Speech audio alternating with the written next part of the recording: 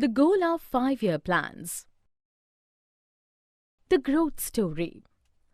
The first 5-year plan was one of the most important because it had a great role in the launching of Indian development after independence. Thus, it strongly supported agriculture production and it also launched the industrialization drive in the country.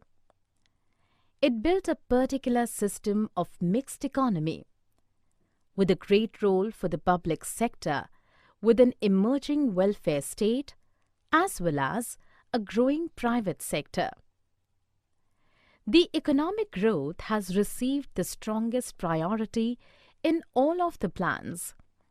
Due to low per capita income and the consequent low rate of saving and capital formation, Indian economy required a boost.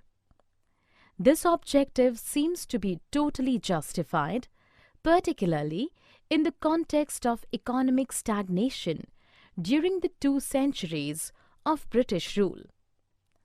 The key sectors were agriculture, industry, power, and transport. Through rapid economic development, the country aimed at increasing national and per capita incomes. Thus, poverty was thought to be removed and the standard of living would be improved. Modernization and self-reliance. To achieve this goal, the 5th plan aimed at an increasing production of food grains. While emphasizing the increase in exports, the plan stressed the need for establishing import substitute industries as an important factor of economic self-reliance.